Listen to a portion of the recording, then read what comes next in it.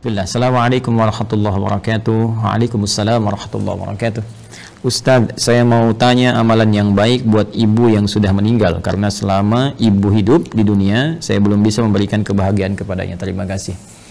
Waalaikumsalam warahmatullahi wabarakatuh. Pertama, izinkan saya turut berdoa mohon pada Allah Subhanahu wa taala semoga ibunda saudaraku akun Faisal Said diberikan rahmat oleh Allah Subhanahu wa taala, dilapangkan di alam kuburnya, diberikan cahaya oleh Allah Subhanahu wa taala, diterima amal-amal saleh beliau, dijadikan alam kuburnya bagian dari taman-taman surga yang dibentangkan oleh Allah, dan semoga kita semua dikumpulkan dalam kebaikan bersama beliau dan juga bersama Rasulullah sallallahu alaihi wasallam pada waktu yang telah Allah janjikan. Selanjutnya, baik terkait dengan pertanyaan ini, saya juga berbahagia bahwa Masya Allah ada pertanyaan dari Anda seperti ini menunjukkan satu bagian yang tidak mudah didapati sebagai rasa cinta dari anak kepada orang tua, karena tidak semua anak bisa memiliki perasaan semacam ini.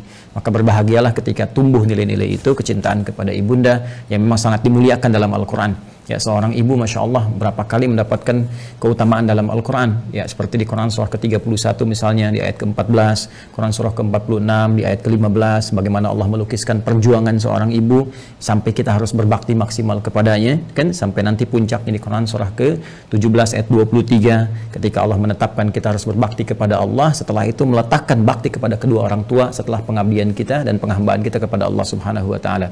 Dan diutamakan lagi ibu disebutkan 3 kali dalam hadis Nabi sallallahu alaihi wasallam ketika ada seorang sahabat bertanya, man abar, kepada siapa saya mesti berbuat baik? Maka Nabi menjawab, ummak, kepada ibumu. Qala thumma man, kemudian kepada siapa? Qala ummak, kepada ibumu. Qala thumma man, kemudian kepada siapa? Qala ummak, ibumu. Baru kemudian yang keempat disebut abak. Ya, bukan berarti dalam konteks ini ayah misalnya tidak punya prioritas, tidak, tapi ini ingin menunjukkan bagaimana keutamaan seorang ibu yang memiliki keistimewaan di hadapan Allah dan Rasulnya. Pun demikian ayah pun nanti punya keutamaan dalam konteks yang terpisah. Dari sini Nabi memberikan bagaimana isyarat kepada para sahabat, ya ridwanullah alaihim jami'an, untuk berbakti kepada ibundanya. Ya, dalam keadaan hidup misalnya, kalau Anda buka kitab Al-Adabul Mufrad karya Al-Imam Al-Bukhari, dikisahkan bagaimana seorang yang berjuang sudah berangkat ke medan jihad, dilaporkan oleh kawannya, ya ibunya sedang menangis. Ya, karena belum bisa melepas kepergiannya pada saat itu, belum ketemu chemistry-nya. Ya, maka Nabi memanggil kemudian si anak muda ini, yang dipanggil oleh Nabi, maka Nabi katakan kepadanya, idhab, ya irji' ila ummik, bermakna pergilah kembali, pulang kepada ibumu, buat dia tertawa sebagaimana engkau telah membuatnya menangis. Buat dia tertawa sebagaimana engkau telah membuatnya menangis. Ini para ulama mengomentari bagaimana kedudukan seorang ibu sampai jihad berbakti kepadanya dalam keadaan hidupnya, membahagiakannya, memuliakannya, ya itu diutamakan bahkan melebihi jihad dalam medan perang jika ada kemudian hal-hal yang menuntutnya secara syar'i.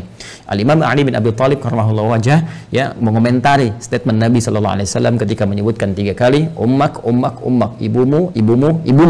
Maka dikomentari oleh beliau, karena ibu memiliki 3 keistimewaan yang tidak didapati oleh ayah. Yang pertama, ibu yang mengandung, ayah tidak mengandung. Yang kedua, ibu melahirkan, ayah tidak melahirkan. Yang ketiga, ibu menyusui, ayah tidak menyusui. Dengan 3 keutamaan ini, Nabi kemudian memberikan gambaran ibumu. Ada komentar yang lain bahwa ketika orang ini bertanya, maka peluang terbaiknya untuk berbakti ada kepada ibunya. Sehingga Ibnu Abbas radhiyallahu taala anhuma ketika didatangi oleh seseorang di masa beliau menjadi mufti, ya, aku punya persoalan, aku punya maksiat yang cukup tinggi aku kerjakan, bagaimana cara bertobat kepada Allah Subhanahu wa taala? Ibnu Abbas kemudian berkata, apakah engkau masih punya ibu? Ya, kata orang ini, ya aku masih punya ibu. Maka kata Ibnu Abbas radhiyallahu taala anhuma, pergilah engkau pulang, ya, kemudian layani ibumu, bahagiakan ibumu, ya, dan berbuat baiklah kepada ibumu. Orang ini bertanya, kenapa engkau berfatwa demikian, kan? Dia tidak menyuruh misalnya saya maksimalkan sholatnya, maksimalkan misalnya sedekahnya, tapi yang diutamakan ke ibu. Karena kata Ibnu Abbas radhiyallahu taala anhuma, saya tidak melihat yang lebih utama untukmu saat ini kecuali yang itu. Inilah bagaimana kejeniusan Ibnu Abbas radhiyallahu taala anhuma, karena memang dalam narasi-narasi ayat-ayat Al-Qur'an firman Allah Subhanahu wa taala, kedudukan membahagiakan berbakti kepada ibunda itu langsung ditempatkan oleh Allah Subhanahu wa taala setelah penghambaan kita kepada Allah. Wa qadha rabbuka alla ta'budu illa iyyah wa bil walidaini ihsana. Kepada kedua orang tua kita wajib berbuat baik, di tempat setelah penghambaan kepada Allah. Dan di antara kedua orang tua ini, ibu menempati posisi yang sangat tinggi. Wassaynal insana biwalidayhi hamalathu ummuh. Jadi ketika 2 ini disebutkan, Kata Allah di Quran surah 31 di ayat ke-14, dan kami wasiatkan kepada ke seluruh anak-anak itu untuk berbakti kepada kedua orang tuanya. Siapa di antara mereka kalau mau didahulukan? Ya hamalathu ummu, maka prioritaskan ibumu dulu, ya kan? Ayah juga kita hormati, ya kita istimewakan, tapi ibu di sini dalam konteks kita ada pertanyaan, ibu mendapatkan kedudukan yang sangat luar biasa. Demikian di Quran surah ke-46 ayat 15. Nah, ini yang paling menarik dalam konteks kehidupan. Allah, Rasulullah SAW meminta kita memaksimalkan. Orang banyak berbuat baik, tapi tidak sedikit orang-orang yang bisa memaksimalkan itu setelah ibunya wafat. Dan Anda termasuk yang dianugerahi oleh Allah Subhanahu wa taala kemampuan, keinginan dan azam untuk berbuat baik ibu walaupun telah wafat. Maka berbahagialah.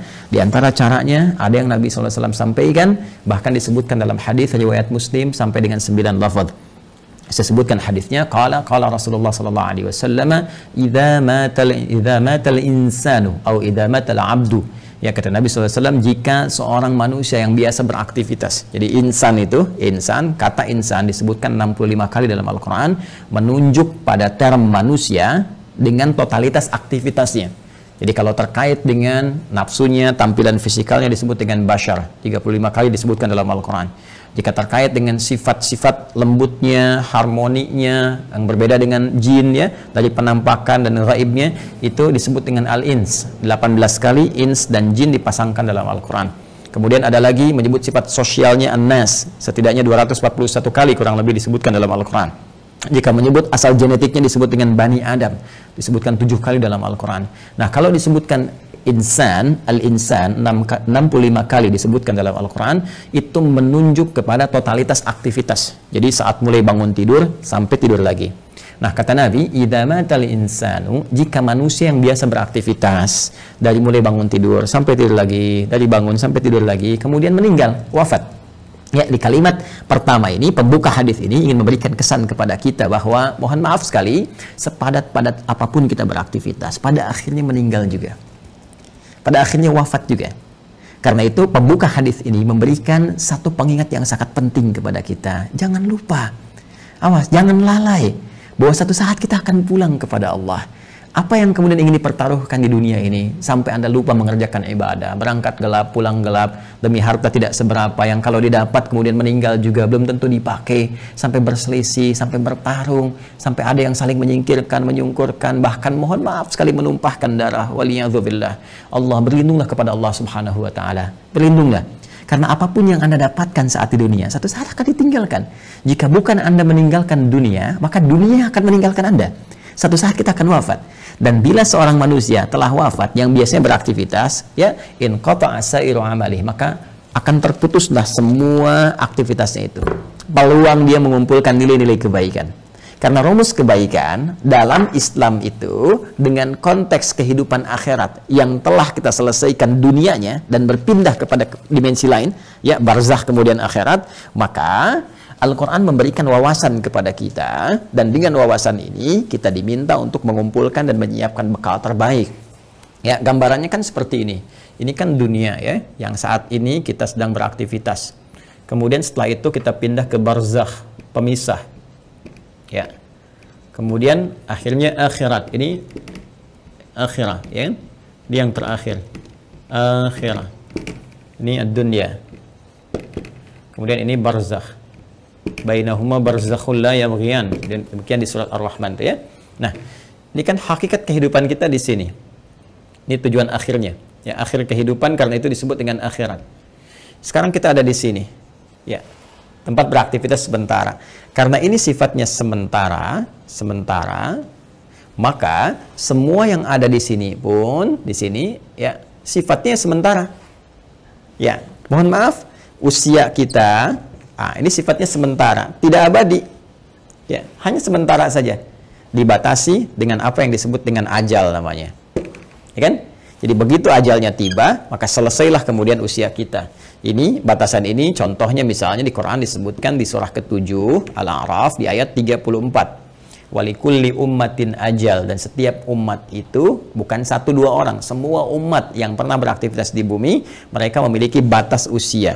Fa idza jaa ajaluhum la yastakhiruna sa'atan wa la yastaqdimun. Jika telah tiba ajalnya, maka tidak akan pernah bisa dimajukan atau dimundurkan. Pada saat itu berhenti, selesai. Ya, berhenti dan selesai. Akan didatangi oleh maut namanya. Ya, maut. Di Quran surah ketiga Ali Imran di ayat 185. Kullu nafsin dha'iqatul maut. Maka maut datang ya untuk sudah menerapkan perintah Allah Subhanahu wa taala sesuai dengan batas ajal ini dan mengambil kembali untuk memindahkan kepada dimensi berikutnya. Yang bertugas membawa maut ini nanti ada bahkan satu malaikatnya khusus spesifik disebut dengan malakul maut ya di Quran surah ke-32. Di ayat yang ke-11 ya paling kanan agak ke bawah, qul yatawaffakum malakul mautil ladzi wukkila bikum, ya katakan Muhammad SAW bahwa setiap yang hidup itu akan didatangi oleh malakul maut. Jadi ada malaikat khusus ya yang ditugasi untuk membawa maut. Maka kalau ini sudah tiba maka selesai ajal. Nah, maka yang biasanya kita ini beraktivitas, aktif, bekerja dengan segala yang kita dapatkan dalam kehidupan dunia. Mohon maaf, bidangnya mungkin beragam, ya. Ada yang di kesehatan, kedokteran, medis, ada yang insinyur, ada yang di militer, tentara, ada yang Polri misalnya, ada yang di politisi, ya, di politik, jadi politisi misalnya, ada yang di pemerintahan, birokrat, ada yang ustadz mengajar, dosen, guru dan sebagainya. Pada akhirnya, sepanjang semua bernama makhluk, ya, dan spesifik manusia, pada akhirnya semua kegiatan itu akan tuntas, selesai. Ya, semua manusia yang beraktivitas tadi disebut dengan insan, al-insan. Ya, ada surah ke-76 dalam Al-Qur'an al-insan. Ya, kata Nabi, idza matal insan, jika semua manusia yang beraktivitas ini sudah tiba nih, sudah tiba ajalnya. Ya, tiba maut. Ya, maut itu sifatnya, keadaannya. Mata itu kata kerjanya, mata yamutu mautan. Ya, mata yamutu mautan. Idza matal insan, jika tiba maut ini menjemput manusia, ya, sudah datang ajalnya, tiba maut dan menghentikan semua aktivitas yang pernah ia lakukan. Tadi saya katakan, semua pembuka di hadis ini kalimatnya singkat padat, cuma 2 kata, matal insan, tapi pesannya sangat dalam, memberikan kesan bahwa apapun yang kita banggakan pada hakikatnya akan selesai. Apapun yang kita tonjolkan dalam kehidupan pada hakikatnya akan selesai. Apakah harta benda yang kita tampilkan, apakah kedudukan yang kita tonjolkan dan sebagainya, semua akan tuntas, selesai dengan tibanya maut. Ya, karena sifatnya kehidupan kita di dunia ini sementara, maka usia pun sementara, bekalnya pun sementara. Silakan Anda kumpulkan sampai banyak bermewah-mewah misalnya, mohon maaf, kendaraan banyak yang mewah, pakaian mewah, pada akhirnya meninggal nggak dibawa. Ya, alam kubur itu tempatnya hanya setempat seukuran jasad kita saja. Nggak ada seukuran rumah Anda, seukuran mobil Anda untuk memasukkan semua aset Anda. Tidak, selesai kawan. Karena itu sering-kali merenung, sering-sering merenung. Pada akhirnya, apa sih yang mau dicapai di kehidupan dunia ini? Kalau kita memang akan berpindah. Dan setiap tempat yang disinggahi, fitrahnya membutuhkan bekal. Ya, Anda saja di dunia, saya sering katakan, dalam konteks kehidupan dunia saja, misal, saat ini saya ada di Bekasi misalnya, ya kan? Saya akan pergi di satu provinsi yang sama, ya, misalnya ke Bandung lah, sama-sama Jawa Barat misalnya, atau ke tetangga ke Jakarta misalnya, ya. Ini kita ke Jakarta saja yang jaraknya tidak terlampau jauh, mesti punya bekal. Ke Bandung mesti punya bekal. Apatah kalau saya ingin ke Sumatera, kalau saya ingin ke Papua, atau saya ingin keluar Indonesia misalnya, pasti harus punya bekal. Mustahil berpindah tempat, ruang dan waktu tanpa bekal memadai yang kita bawa, itu mustahil. Ya, nah kalau dalam konteks keduniaan saja mesti punya bekal, maka bagaimana dengan dimensi yang berbeda? Dunianya kita tinggalkan. Ini kan kalau dari sini masih ke Malaysia masih dunia, ya kan? Ke Amerika masih dunia. Ini sekarang kita meninggalkan dunia.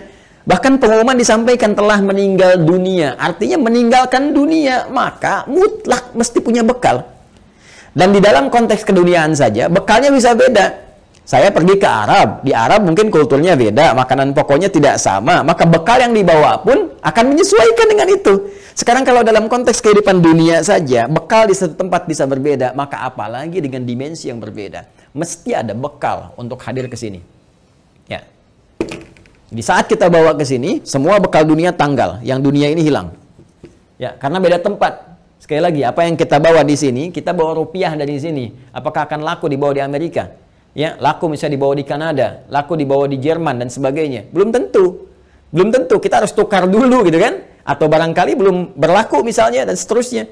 Boleh jadi. Nah, sekarang kita akan pindah tempat, dimensi berbeda. Apa yang harus kita bawa? Apa yang harus kita siapkan di dunia ini? Ya, sehingga kita bisa bawa saat berpindah ke alam barzakh ini sebagai persiapan menuju akhirat. Ya.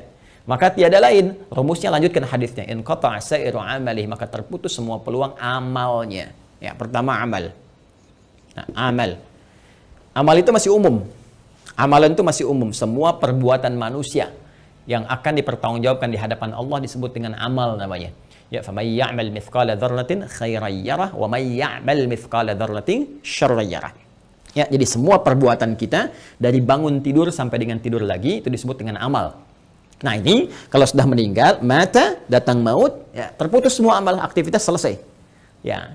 Nah, cuma diberikan kemudian gambaran kepada kita, ada amal ini yang saat dikerjakan itu dicatatkan punya nilai. Yang nilai ini menjadi bekal yang akan dibawa ke dimensi selanjutnya, ke ruang selanjutnya setelah kita wafat. Singkatnya dibawa ke alam barzakh, bahkan sebagai bekal menuju akhirat. Dan ini bisa kita siapkan saat di dunia. Ya, apa nama amalnya? Ini yang disebut dengan amal saleh. Ya, jamaknya disebut dengan salihat. Amal saleh, jamaknya apa? Salihat. Ya, jadi amal ini ada yang netral, umum, kan? Nah, ini amal yang saat dikerjakan punya nilai untuk dibawa pulang menghadap Allah dan dibawa bekalnya ke tempat dimensi berbeda di barzakh sampai dengan ke akhirat disebut dengan saleh. Jamaknya disebut apa? Salihat. Ya. Singkatnya, setiap perbuatan yang dinilai sebagai ibadah oleh syariat. Ya, jadi setiap perbuatan kalau kita kerjakan diniatkan sebagai ibadah, maka itu namanya amal saleh. Jelas ya? Baik, jamaknya disebut dengan apa? Salihat. Ya, muncul Quran surah ke-103 misalnya Allah firmankan, ya, di surat Al-Asr, wal 'asr innal insana lafi khusr illa alladzina amanu wa amilu salihat. Nih, ya, wal 'asr, demi waktu, momentum, ya, yang Allah berikan kepada setiap manusia untuk beraktivitas. Nih, dikasih kesempatan dari pagi, kan, bahkan dari bangun tidur sampai tidur lagi silakan beraktivitas. Tapi kalau aktivitasnya cuma mengejar dunia saja, kata Al-Quran berpotensi rugi. Karena saat dia meninggalkan dunia, fakir, dia nggak punya bekal. Ya, ada di antara mereka yang cerdas. Mereka beraktivitas, mengerjakan dunia. Bahkan kaya dalam kehidupan dunianya. Kaya, mobil punya, kendaraan cukup baik, di rumah baik juga, Masya Allah. Tapi yang paling menarik, mereka juga punya persiapan-persiapan akhiratnya. Apa itu? Illalladzina amanu wa amilus salihat. Ya, kecuali orang-orang yang cerdas, mereka beriman, yakin. Yakin di antara keimanan mereka, selain iman kepada Allah, iman kepada Rasulullah, mereka pun yakin iman tanpa ragu ada kehidupan setelah wafat. Ya, makanya rukun iman kan ada 6. Ya, rukun iman yang kelima kan apa? Iman pada hari akhir.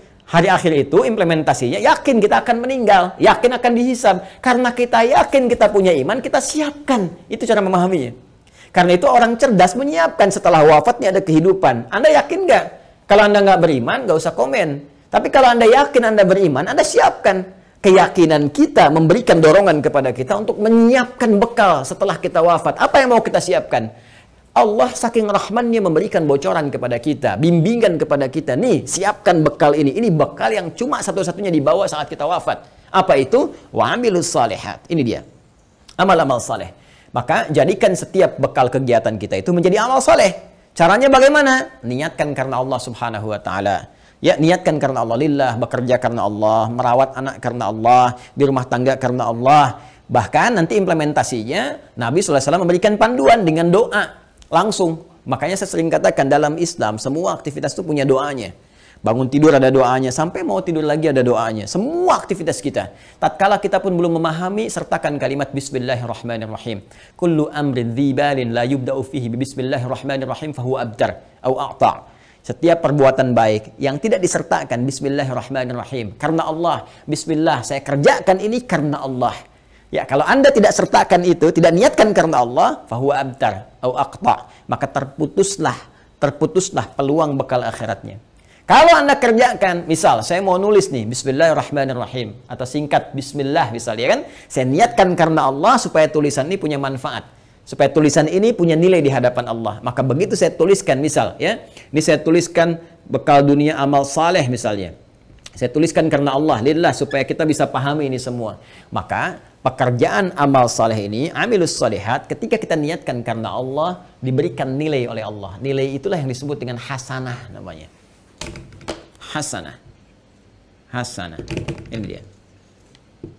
Hasanah. Nah, berapa nilainya? Berapa poinnya? Disampaikan dalam Quran surah ke-6 Al-An'am di ayat 160. Man jaa'a bil hasanati falahu asyru amthaliha. Siapa yang mengerjakan kebaikan, diniatkan sebagai ibadah karena Allah, menjadi amal saleh, maka dia punya poin hasanah. Setiap satu kebaikannya dicatatkan langsung 10 nilainya. Ini nilai terendahnya, 10. Ya, 10. 10 itu hitungannya bukan 1, 2, 3, 4, tidak. Dalam pandangan Allah berbeda cara menghitungnya. Di hadis Muslim, datang ke masjid saja, dia kan baru datang untuk niat ibadah dapat 25. Satu kedua 500 tahun, dua ketiga 500 tahun, demikian seterusnya. Dan ini poin yang paling kecilnya. Nanti ada kalau infak bisa berapa, gitu kan? Nanti ada kalau baca Al-Quran bisa berapa, lebih banyak, lebih banyak, lebih banyak lagi. Nah, itu yang disebut dengan hasanah. Karena itu sering kita berdoa di Quran surah kedua Al-Baqarah di ayat ke-201. Wa minhum may yaqulu rabbana atina fid dunya hasanah wa fil akhirati hasanah wa qina adzabannar. Dan di antara mereka banyak yang berdoa kepada Allah, ya Allah, mohon bimbing kami untuk mengerjakan semua kegiatan dunia punya nilai akhiratnya hasanah. Dan di akhirat bisa dilihat hasanah itu, ya Allah, sehingga mengantarkan kami pada rahmat-Mu dan memasukkan dengan rahmat itu ke dalam surga-Mu, ya, berjumpa dengan Rasulullah sallallahu alaihi wasallam. Amin, kan? Nah, kalau seorang meninggal terputus semua peluang ini. Ya, jadi nggak bisa mengerjakan hasanah lagi. Tapi ada rahasia. Kata Nabi, ada 3 amalan yang kalau dikerjakan, Masya Allah, ini yang sudah meninggal nggak bisa ngerjakan lagi, tapi hasanahnya tetap mengalir, pahalanya tetap mengalir, ngalir. Dan diantara yang 3 itu Nabi menyebutkan, perhatikan kalimatnya, idza matal insanu aw idza matal abdu in qata'a sa'iru amali illa min thalath, ya, atau illa min thalathatin. 1, shadaqatin jariyah, sedekah jariyah, ya.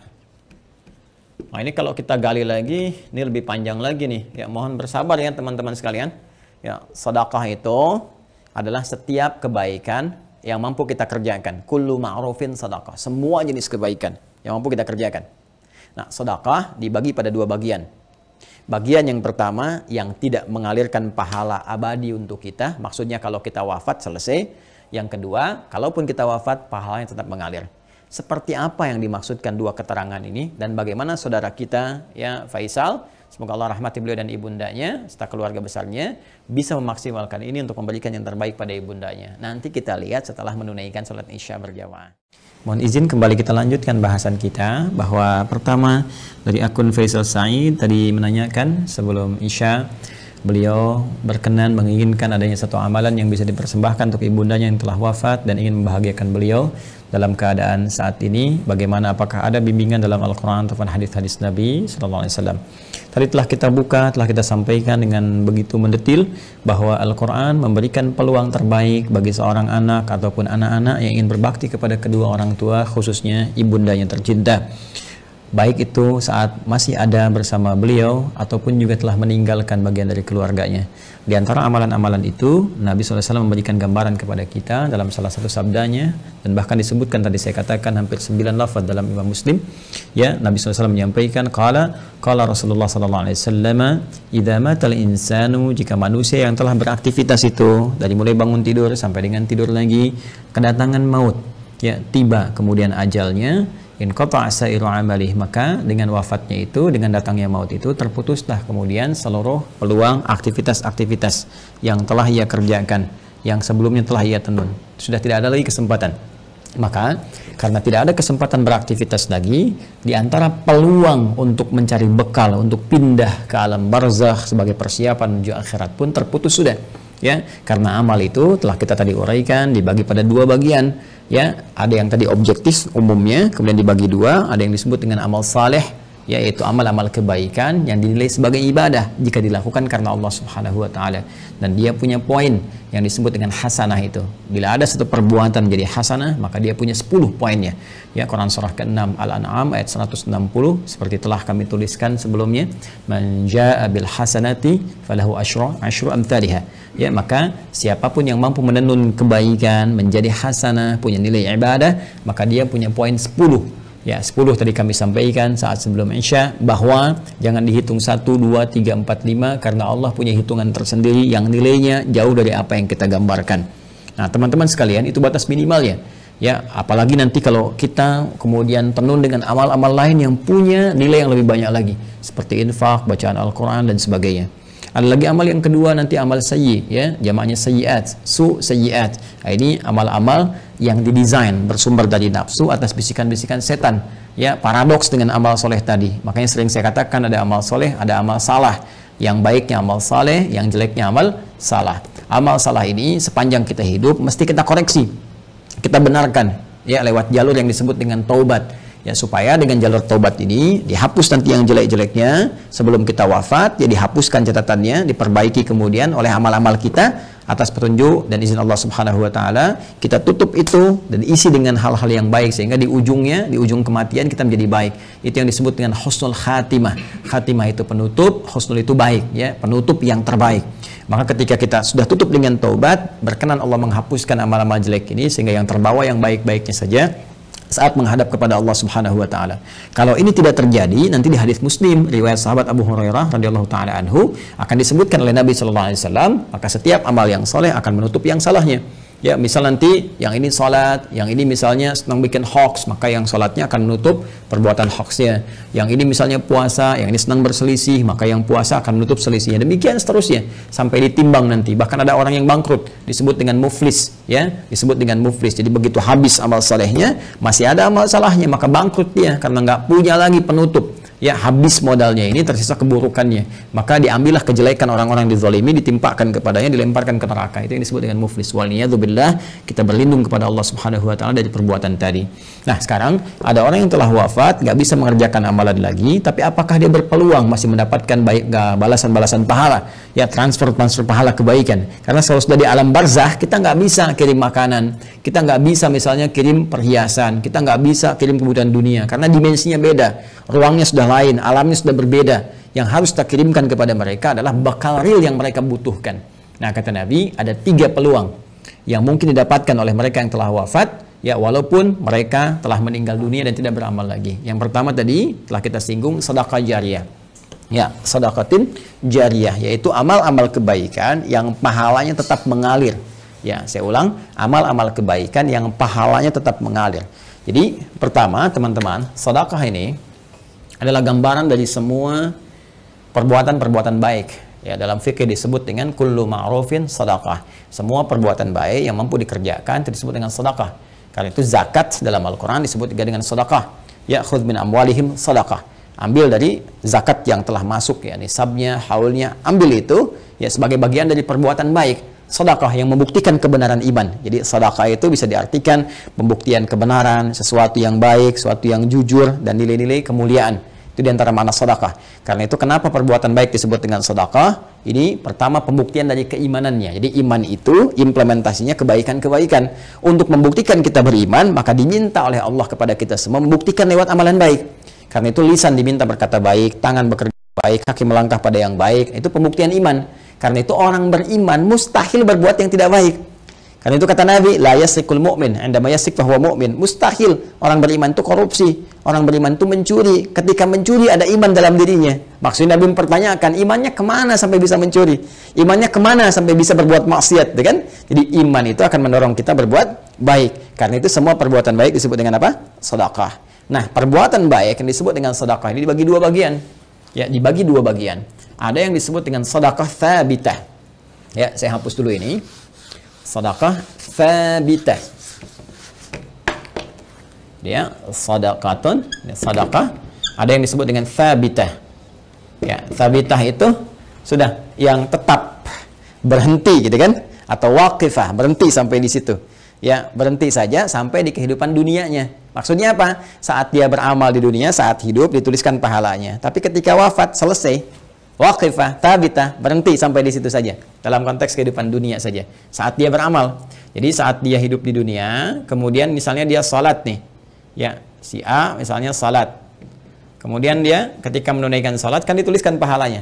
Ya, ketika ikhlas tunaikan tuliskan pahala. Misalnya dapat pahala sekian kan.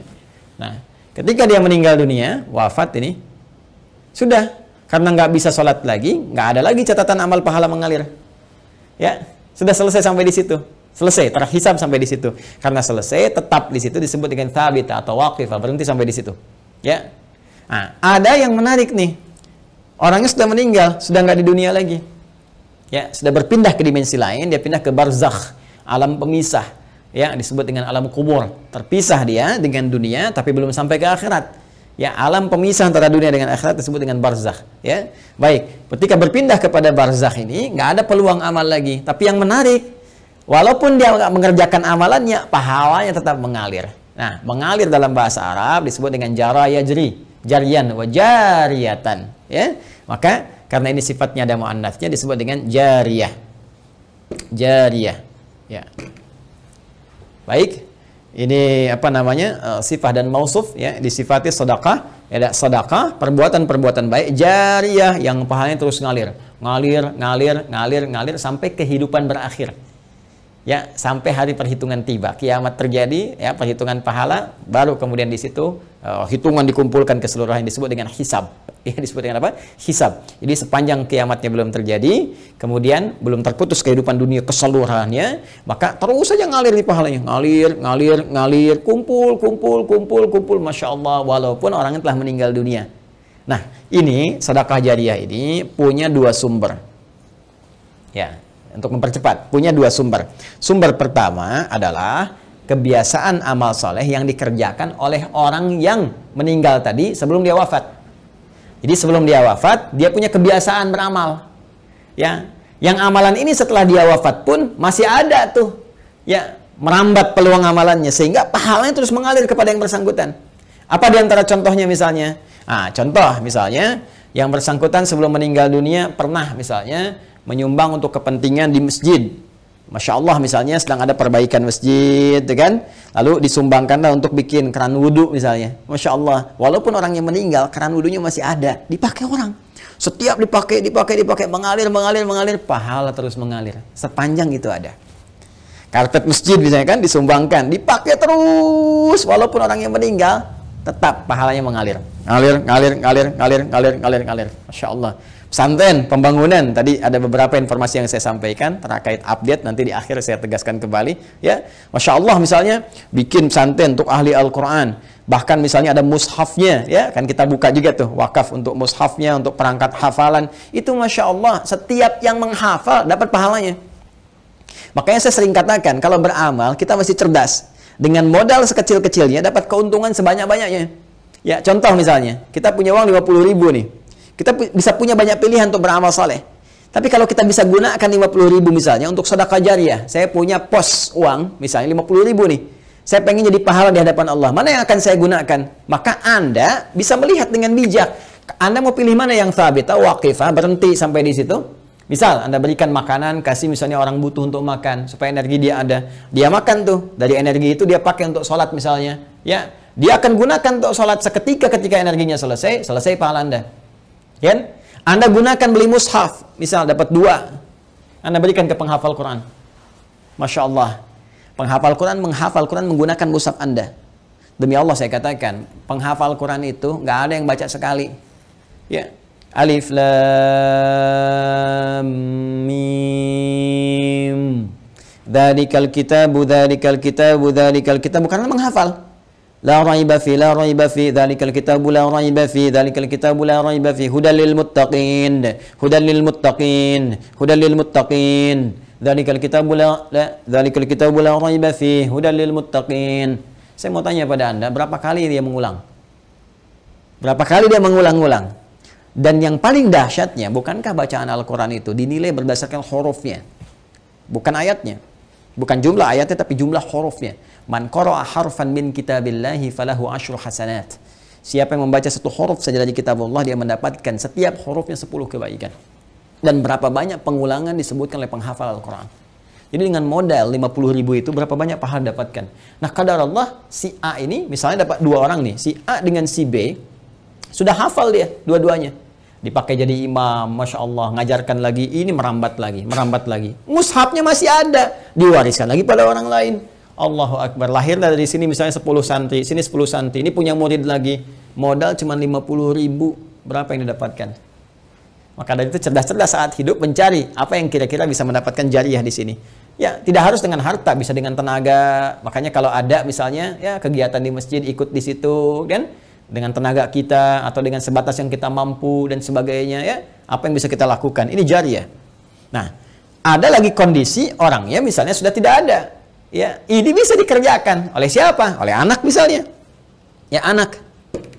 Apa yang dilakukan oleh anak? Seperti tadi, ya, misalnya dia membelikan mushaf, dikirimkan misalnya kepada siapa? Ya, kepada para penghafal Quran, niatkan itu untuk misalnya diarahkan kepentingan ibundanya. Tadi seperti yang tadi disampaikan.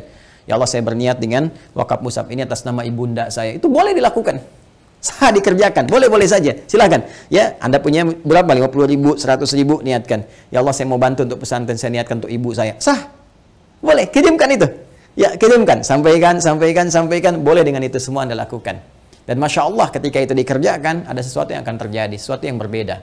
Ya, tapi juga ingat, tetap kita jaga dalam koridor amalan, amal solehnya. Nggak usah misalnya ditambahin apapun. Kalau saya sih sarankan, kalau Anda misalnya mau mushaf, sudah cukupkan dengan niat saja.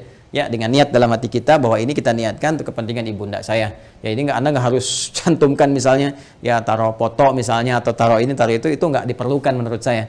Ya, walaupun mungkin ada pandangan berbeda, kita hormati. Tapi bagi saya pribadi, cukupkanlah seperti itu apa adanya. Sehingga dengan orang-orang membaca pun akan tercukupkan bagi pahala itu mengalir dengan izin Allah Subhanahu wa taala. Ya. Allah taala alam bisawab. Ini bagian yang pertama, sedekah jariyah. Satu, ya. Kemudian yang kedua, teman-teman sekalian, bisa dalam bentuk ya ilmin yuntafa'u bihi, ilmu yang bermanfaat. Ya, ini juga bisa dikerjakan dari orang yang hidup, misalnya pernah mengajar, gitu kan? Makanya saya sering katakan, mohon izin sekali anak-anak itu kalau dia dari kecil tuh orang tua mengajarkan. Ya, ajak misalnya sampingnya sholat, ajarkan. Al-Fatihahnya kalau bisa dari orang tuanya, ayah atau ibundanya. Karena akan dibawa terus sholat. Ya, dibawa sholat. Ketika bisa dari orang tuanya, dipakai terus sholat, itu mengalir tuh, setiap anak sholat dapat bagian pahala. Ilmin yuntafa'u bihi, ilmu yang bermanfaat. Ya, bukankah orang tua banyak mengajarkan kebaikan? Pakai. Ya, dan yang ketiga, teman-teman sekalian, nah ini waladin salihin yad'u lahu, anak saleh yang banyak mendoakan kedua orang tuanya. Maka kalau tadi misalnya akun Faisal, saudara kita ingin berbuat baik, di antara 3 pilihan ini yang pertama bisa dilakukan, ya kan? Yang kedua bisa dipraktekkan, yang ketiga jadilah Anda pribadi yang soleh.